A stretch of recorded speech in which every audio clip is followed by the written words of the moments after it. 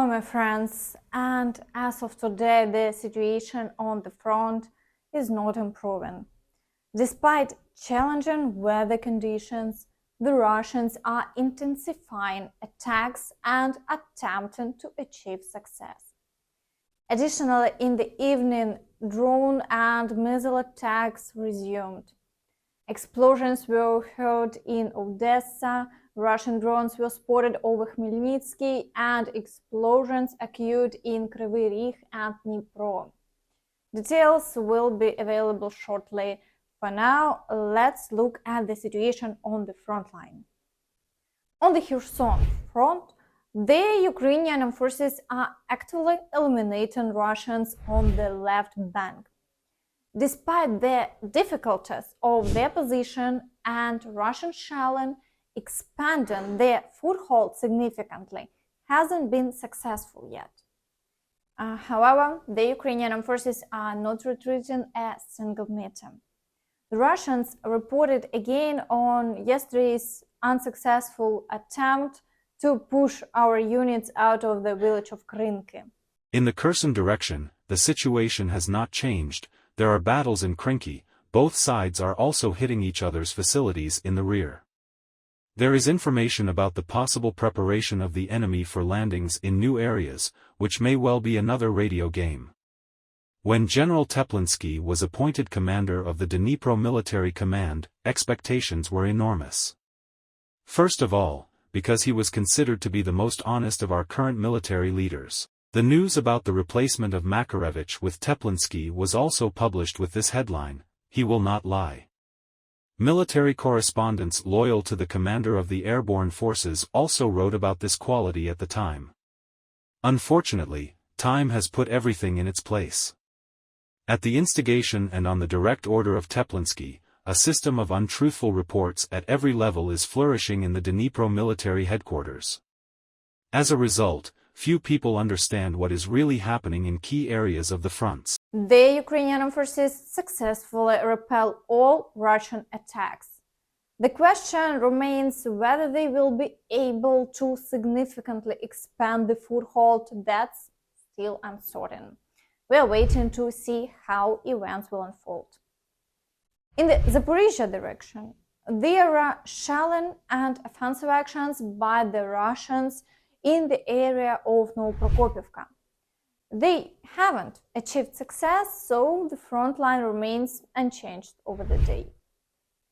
In the Vuhledar direction, the occupiers haven't achieved success in the area of the cottage settlements. So far, there are only shelling activities, and the front line remains unchanged over the day. It was also revealed yesterday that the Russians are actively transporting dragon's teeth to this direction. A new photo in the network shows how they have come up with the use for these concrete blocks, creating memorials for soldiers. In the Avdiivka direction, there is intense activity with 36 attacks repelled in a day. Alongside numerous shelling incidents, there are ongoing assault operations in the areas of the coke chemical plants Svatove and Bakhmutivka. However, the Russians are facing more losses than successes on this flank. Ukrainian Armed Forces conduct counterattacks whenever possible. Today, it's evident that the corridor to Avdiivka has been significantly expanded, indicating that the resistance continues. However, the Russians persist in their assaults in the industrial zone to push the Ukrainian Armed Forces out of the city. Similarly, battles are ongoing on the southern flank for Spirne, and Vesele. It's clear that there are no successes for the Russians in Pervomaisk, so they decided to launch an attack on Vesele. Over the past week, the Russians have made no advancements here, indicating significant losses. A video has surfaced online showing Russian forces shelling the entire territory near Pervomaysk, attempting to force Ukrainian units beyond the village borders. Further south, battles continue for Marinka, and as Slatkov mentioned yesterday, only a couple of streets remain.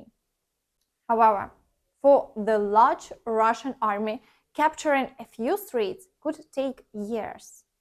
Therefore, the fights persist.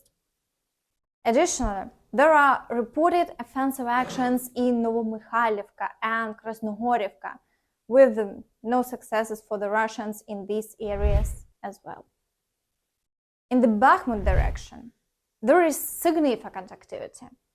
Russians are storming positions of the Ukrainian Armed Forces in the direction of Grigorivka, Bogdanivka, Ivanivka, Klishchiivka, and Avdiivka.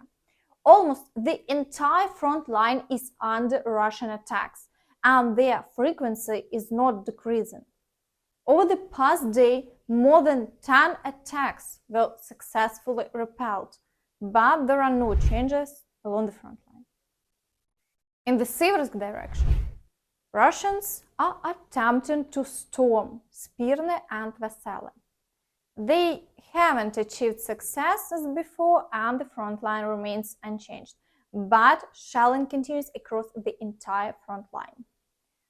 Ukrainian Armed Forces are also delivering counterattacks, but their ammunition is not as plentiful as the Russians, as they have their own production and assistance from China and North Korea.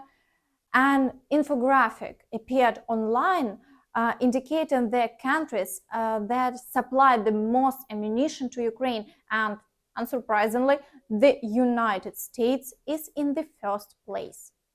Therefore, it's crucial for their support to continue. Moreover, they plan to increase production to 80,000 per month by 2025. Additionally, US Republican Party Senator James Vance stated that Ukraine is functionally destroyed as a country. Nobody actually believed it. So what we're saying to the president and really to the entire world is you need to articulate what the ambition is. What is $61 billion going to accomplish that $100 billion hasn't? We have to remember, Jake, Ukraine is functionally destroyed as a country. The average age of a soldier in the Ukrainian army right now is 43. That's tragic. That's older than me. I'm 39. If this thing goes on a little bit longer, the average age of a Ukrainian soldier is going to be older than you, and then a year later it could be Wolf Blitzer. That is a tragedy. What does it look like? I don't like this age graph thing. I'm sorry, Jake. I'm 54 for those wondering.